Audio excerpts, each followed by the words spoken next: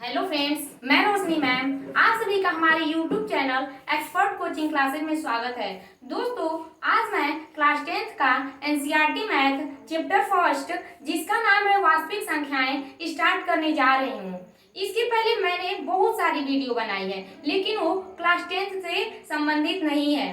तो जो भी दोस्त मेरी इस वीडियो को देख रहे होंगे तो इस वीडियो को लाइक करेंगे, चैनल को सब्सक्राइब करेंगे और साथ ही साथ अपने दोस्तों के साथ ज़्यादा से ज़्यादा शेयर करेंगे। देखिए, मैं पढ़ाने जा रही हूँ तो मेरा पढ़ाना ही मकसद है, मतलब आपको समझाना मेरा मकसद है, रटवाना मेरा मकसद नहीं है। तो चलिए आज की क्लास से हम लोग कनेक्ट होते हैं। आज की जो क्लास होगी वास्तविक संख्याएं, चैप्टर फर्स्ट है वास्तविक संख्याएं, जिसे इंग्लिश में बोलते हैं रियल नंबर्स। तो वास्तविक संख्याओं के अंदर अभी बहुत सी सारी संख्याएं आती हैं, तो मैं सभी संख्याओं को एक एक करके डिटेल में समझाऊंगी। तो सबसे पहले मैं बताती हूँ आप लोगों को प्राकृतिक संख्याएं। प्राकृतिक संख्याएं। अब प्राकृतिक संख्याओं को इंग्लिश में क्या कहते हैं उन्हें मैं लिखती हूँ। प्राकृतिक संख्याओं को इंग्लिश में नेचुरल नंबर्स बोलते हैं। Natural numbers. प्राकृतिक संख्याओं को इंग्लिश में नेचुरल नंबर्स बोलते हैं। अब सबसे पहले मैं लिखवाने से पहले आपको समझाती हूँ। जैसे नेचुरल नंबर मीन्स प्राकृतिक संख्या होती क्या है, तो गिनती में प्रयोग की जाने वाली संख्याएं प्राकृतिक संख्याएं कहलाती हैं। गिनती में, जैसे अगर मैं पूछूं कि आपके घर में कितने पंखे हैं या आपके घर के आसपास कितने पेड़ पौधे हैं, तो आप कैसे काउंट करेंगे? 1 2 3 4 5। आप कहाँ से स्टार्ट कर रहे हैं गिनती करना? आप गिनती करना 1 से स्टार्ट कर रहे हैं। इसका मतलब वे संख्याएं जो 1 से शुरू होकर अनंत तक होती हैं उन्हें क्या कहते हैं, और जो गिनती करने में काम आती हैं उन्हें ही क्या कहते हैं? प्राकृतिक संख्या कहते हैं। तो चलिए मैं लिख देती हूँ प्राकृतिक संख्या किसे कहते हैं।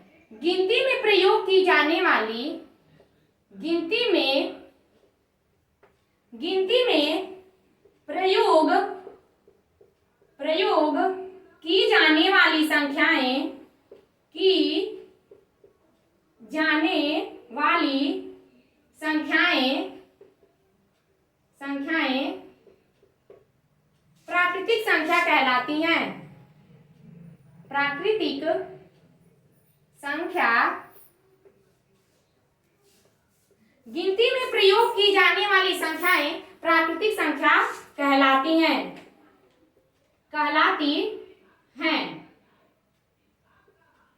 जैसे कोई भी काउंट करता है, किसी भी चीज को काउंट करते हैं तो काउंट करना हम 1 से स्टार्ट करते हैं। तो मैं एग्जांपल में लिखवा देती हूँ, जैसे 1 2 3 4 5 6। ऐसे कहाँ तक जाएगा? अनंत तक ही जाएगा। अनंत तक जाएगा। कहाँ तक जाएगा? अनंत तक जाएगा।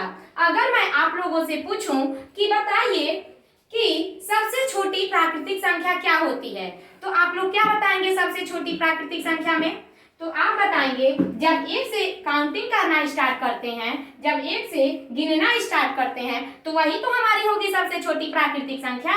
तो हमारी क्या हो गई? 1 सबसे छोटी प्राकृतिक संख्या होती है। अगर मैं आप लोगों से पूछूं कि सबसे बड़ी प्राकृतिक संख्या बताइए, तो आप क्या बताएंगे? तो आप बताएंगे कि ये तो अनंत तक होती है, इसका कोई अंत ही नहीं है, तो इसमें कौन सी संख्या बड़ी होगी? तो हाँ, सही बात है, इसमें क्या होगी? इसमें प्राकृतिक संख्या में कोई भी बड़ी प्राकृतिक संख्या नहीं होती है। सिर्फ इसमें क्या होती है? सबसे छोटी प्राकृतिक संख्या होती है, लेकिन सबसे बड़ी प्राकृतिक संख्या नहीं होती है। तो मैं नोट में भी लिखवा देती हूँ, आप लोग नोट में भी लिख लीजिएगा कि एक सबसे छोटी प्राकृतिक संख्या है। प्राकृतिक संख्या है। और एक चीज मैं और बता देती हूँ, इन्हें n से निरूपित किया जाता है। मतलब मतलब इन्हें n से प्रदर्शित किया जाता है। तो ये तो हो गई प्राकृतिक संख्याएं। अब नंबर आता है पूर्ण संख्याओं की।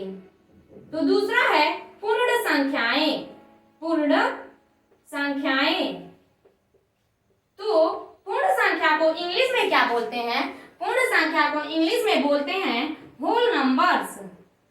क्या बोलते हैं? Whole numbers. अब होल नंबर्स क्या होता है? तो होल नंबर्स जब प्राकृतिक संख्याओं के साथ जब जीरो को भी शामिल कर लिया जाता है तो उसे पूर्ण संख्या बोलते हैं। जैसे मैं लिख देती हूं जब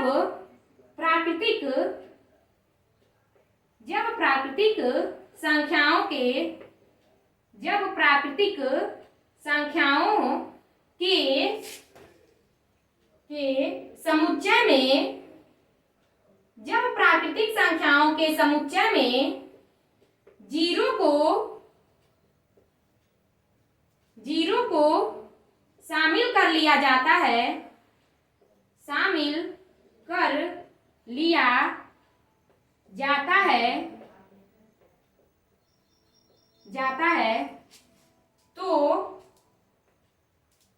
शामिल कर लिया जाता है तो उसे पूर्ण संख्या बोलते हैं या पूर्ण संख्या कहते हैं। क्या होता है ये? जब प्राकृतिक संख्याओं के समुच्चय में जीरो को शामिल कर लिया जाता है तो उसे पूर्ण संख्या कहते हैं। जैसे कह रहा है कि जब प्राकृतिक संख्याओं के समुच्चय में, इसका मतलब पहले आप देखेंगे कि प्राकृतिक संख्या शुरू कहाँ से होती है। तो प्राकृतिक संख्या कहाँ से शुरू होती है? एक से शुरू होकर और कहाँ तक जाती है? अनंत तक जाती है। तो ये तो हो गई प्राकृतिक संख्या। तो जब प्राकृतिक संख्याओं के समुच्चय में किसको शामिल कर लिया जाता है? जीरो को भी शामिल कर लिया जाता है तो उसको क्या बोलते हैं? उसको पूर्ण संख्या बोलते हैं।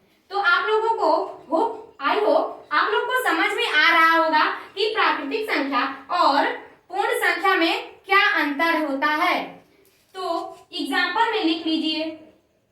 जैसे पूर्ण संख्या कहाँ से शुरू होती है? जीरो से शुरू होकर अनंत तक होती है। और वैसे ही प्राकृतिक संख्या एक से शुरू होकर अनंत तक होती है। तो नोट में याद रखिएगा,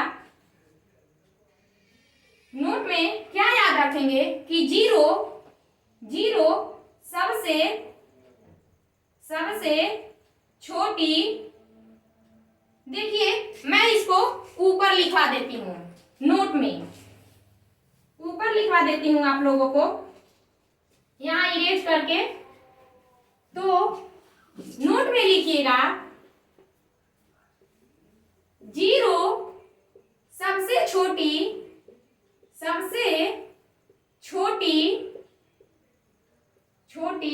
पूर्ण संख्या है। सबसे छोटी पूर्ण संख्या है। अगर मैं पूछूं कि सबसे बड़ी पूर्ण संख्या क्या होगी, तो सबसे बड़ी पूर्ण संख्या कुछ नहीं होगी। कोई भी पूर्ण संख्या बड़ी नहीं होगी। क्यों नहीं होगी? क्योंकि ये कहाँ तक जाती है? अनंत तक जाती है। इसका कोई अंत ही नहीं है। तो सबसे छोटी पूर्ण संख्या होगी लेकिन सबसे बड़ी पूर्ण संख्या नहीं होगी। तो अब आप जान गए प्राकृतिक संख्या, पूर्ण संख्या।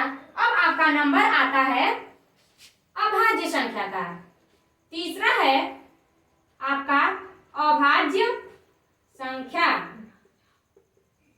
अब अभाज्य संख्या को इंग्लिश में क्या बोलते हैं? अभाज्य संख्या को बोलते हैं इंग्लिश में प्राइम नंबर्स। अभाज्य संख्याएं, प्राइम नंबर्स। अब प्राइम नंबर्स क्या होता है? वे संख्याएं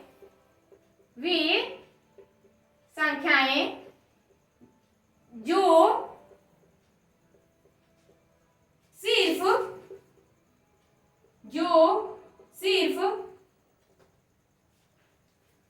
सिर्फ एक से कटे कटे तथा स्वयं से कटे,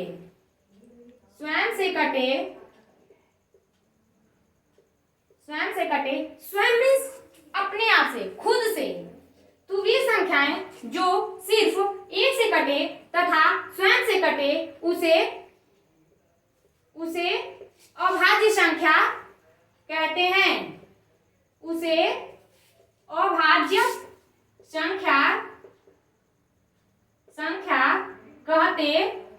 कहते हैं। तो प्राइम नंबर क्या होता है? वे संख्याएं जो सिर्फ एक से कटे तथा स्वयं से कटे उसे अभाज्य संख्या कहते हैं। तो अगर मैं पूछूं कि सबसे छोटी अभाज्य संख्या बताइए, तो सबसे छोटी अभाज्य संख्या क्या होती है? सबसे छोटी अभाज्य संख्या 2 होती है। तो मैं एग्जाम्पल में आप लोगों को लिखवा देती हूँ कि अभाज्य संख्या होती क्या है। देखिए, अभाज्य संख्या 2 से शुरू होती है, जैसे 2, 3। अब कैसे आप इसे अभाज्य संख्या बोलेंगे? जैसे देखेंगे जो 2 है, एक तो 1 से कटेगा, एक फिर 2 से। इसका मतलब जो 1 से कटे और स्वयं से कटे उसे ही क्या बोलते हैं? अभाज्य संख्या बोलते हैं। ऐसे ही हम 3 को ले लेते हैं, तो 3 एक तो 1 से कटेगा, एक 3 से कटेगा, किसी और संख्या से नहीं कट रहा है। इसका मतलब जो 1 से कटे और स्वयं से कटे उसे ही क्या बोलते हैं? अभाज्य संख्या बोलते हैं। अच्छा, अगर मैं 4 को ले लूं तो 4 क्या अभाज्य संख्या है? तो देखेंगे पहले कि ये किसे किसे डिविजिबल हो रहा है।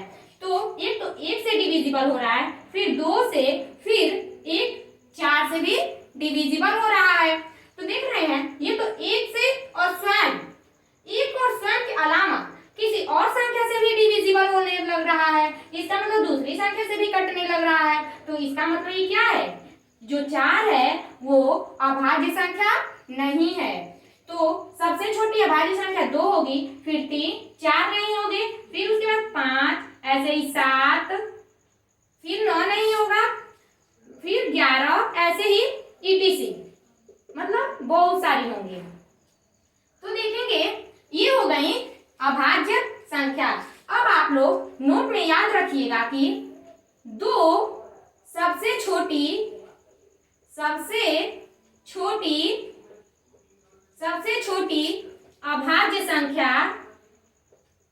अभाज्य संख्या है। 2 सबसे छोटी अभाज्य संख्या है। तो आप जान गए अभाज्य संख्या। अब मैं आप लोगों को बताती हूँ भाज्य संख्या क्या होती है। इसके साथ साथ ही मैं भाज्य संख्या को भी बताती हूँ। तो यहाँ पे मैं लिखती हूँ भाज्य संख्याएं। अब भाज्य संख्या को इंग्लिश में क्या कहते हैं? इन्हें बोलते हैं कंपोजिट नंबर।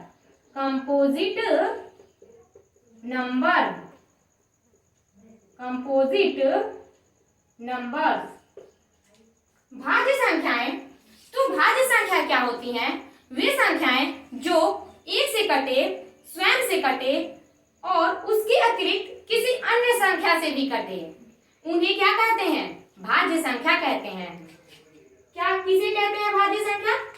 तो मैं लिख देती हूं, वे संख्याएं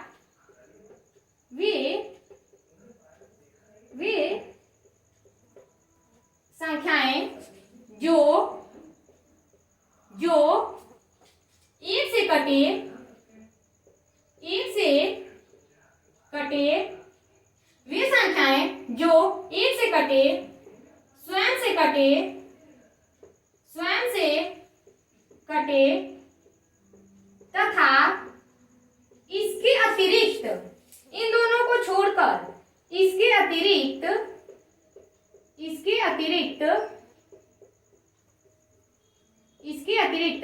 किसी अन्य संख्या से भी कटे, किसी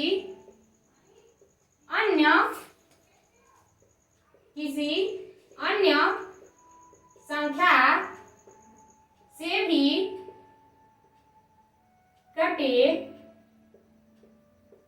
वे संख्याएं जो 1 से कटे, स्वयं से कटे तथा इसके अतिरिक्त किसी अन्य संख्या से भी कटे तो उसे भाज्य संख्या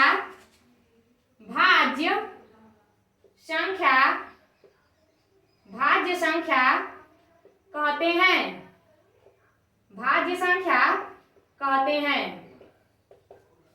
तो भाज्य संख्या क्या होता है? वे संख्याएं जो एक से कटे, स्वयं से कटे तथा इसके अतिरिक्त किसी अन्य संख्या से भी कटे तो उसे भाज्य संख्या कहते हैं।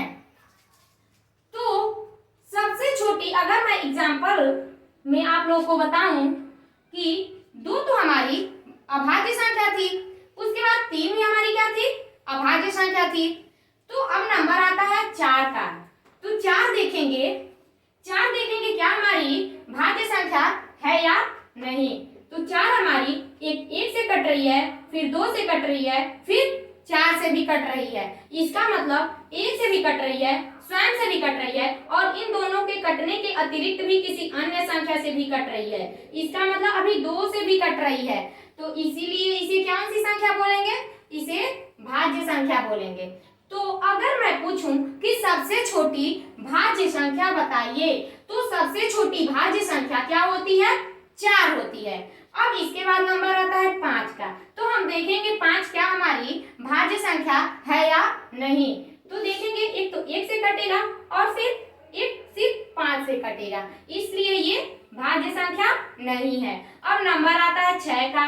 तो 6 भी देखेंगे, एक 1 से कटेगा, फिर 2 से भी कटेगा, फिर 3 से भी कटेगा और एक 6 से भी कटेगा। तो इसका मतलब 6 भी हमारा क्या है? भाज्य संख्या है। ऐसे ही 6, फिर 8, फिर 9, फिर 10, ऐसे ही ETC इत्यादि। तो आप लोग नोट में याद रखिएगा कि 4 सबसे छोटी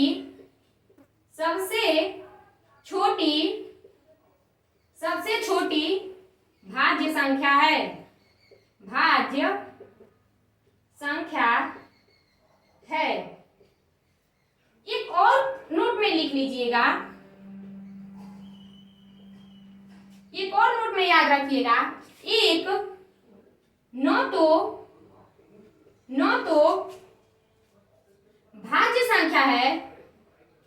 भाज्य संख्या है और 9 ही अभाज्य संख्या है। अभाज्य संख्या है।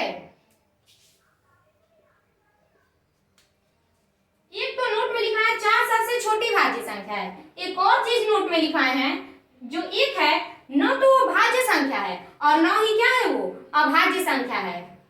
तो मैं नोट में क्या क्या लिखवाई हूँ? पहले तो मैं लिखवाई हूँ जो 1 है सबसे छोटी प्राकृतिक संख्या है, जो 0 है सबसे छोटी पूर्ण संख्या है। फिर लिखवाई हूँ 2 क्या होती है? 2 सबसे छोटी अभाज्य संख्या होती है। फिर लिखवाए हैं 4 सबसे छोटी भाज्य संख्या है। फिर 1 9 तो भाज्य संख्या है और 9 ही अभाज्य संख्या है। तो इतनी सारी चीज आप लोग जान गए। प्राकृतिक संख्या, पूर्ण संख्या, अभाज्य संख्या और फिर भाज्य संख्या आप लोग जान गए। अब आप लोग का नंबर आता है पूर्णांक का।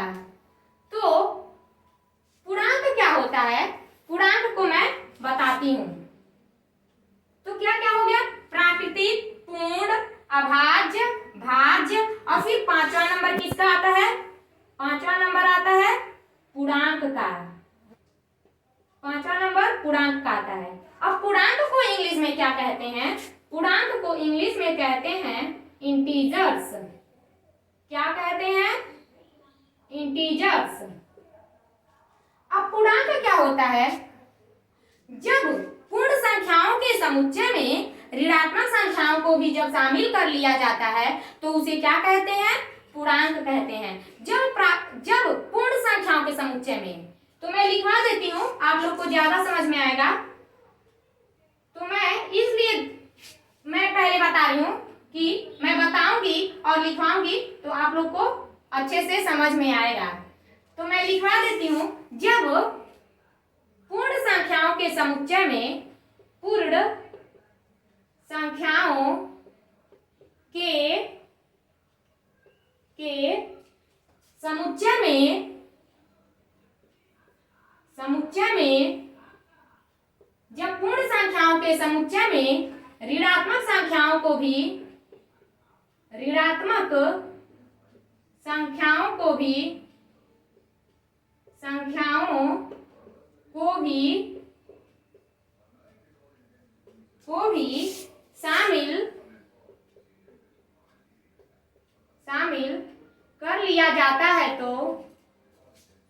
कर लिया जाता है तो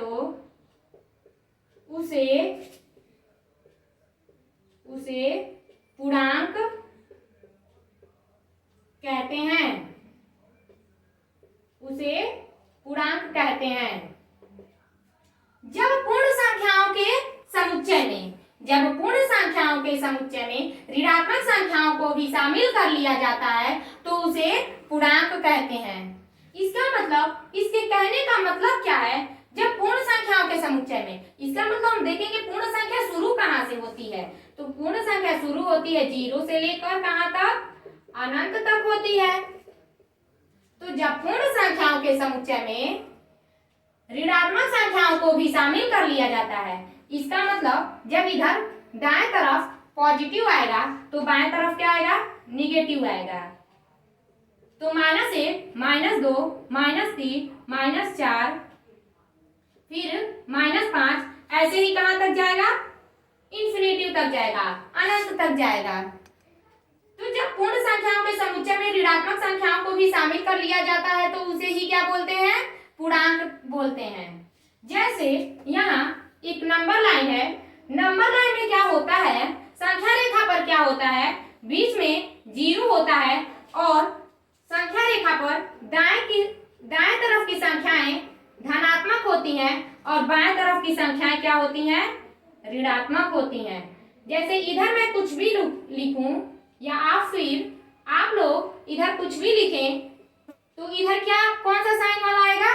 पॉजिटिव साइन वाला आएगा। और जब भी आप इधर लिखेंगे बाएं साइड तो इधर निगेटिव साइन आएगा और ये कहाँ तक चलता जाएगा? इंफिनिटिव तक, अनंत तक चलता जाएगा। तो पूर्णांक आप लोग समझ गए। अब मैं बताती हूँ आप लोगों को जो छठवां नंबर है, परिमेय संख्या। अब परिमेय संख्या क्या होता है? ये तो आप लोग क्लास 8 में भी पढ़े होंगे। अगर क्लास 8 में मैथ पढ़े होंगे तो क्लास 8 का पहला चैप्टर ही परिमेय संख्या है। क्लास 8 का पहला चैप्टर ही क्या है? परिमेय संख्या है। तो परिमेय संख्याएं को इंग्लिश में क्या बोलते हैं? रेशनल नंबर्स बोलते हैं। अब रेशनल नंबर्स क्या होता है? परिमेय संख्याएं क्या होती हैं? तो वे संख्याएं जिसे P/Q के रूप में लिखा जा सकता है उन्हें क्या कहते हैं? परिमेय संख्या कहते हैं। जहां Q नॉट इक्वल टू 0, इसका मतलब Q is not equal to 0, इसका मतलब क्या होता है? Q 0 के बराबर नहीं होना चाहिए। और जहां P और Q क्या होते हैं? पूर्णांक होते हैं। और P और Q का अगर HCF निकाला जाए तो उसका HCF क्या आना चाहिए? उसका HCF 1 आना चाहिए। तो आप समझ गए होंगे। तो मैं लिख भी देती हूं। तो प्रत्येक संख्याएं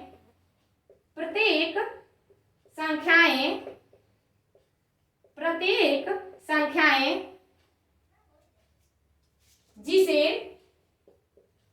P/Q के रूप में लिखा जा सकता है, P/Q के रूप में लिखा जा सकता है,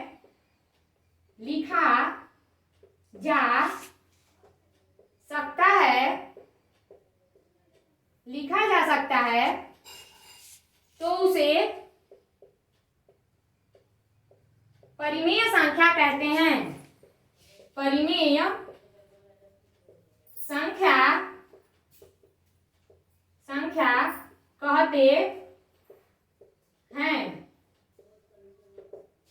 प्रत्येक संख्याएं, कोई भी संख्या हो जिन्हें आप किस रूप में लिख सकते हैं, p/q के रूप में लिखा जा सकता है, उसे क्या कहते हैं? परिमेय संख्या कहते हैं। जहां q≠0, इसका मतलब क्या है? जहां q का मान क्या नहीं आना चाहिए? 0 नहीं आना चाहिए। और q मीन्स, मान लीजिए यहां पहले मैं लिखवा देती हूँ, फिर समझाती हूँ।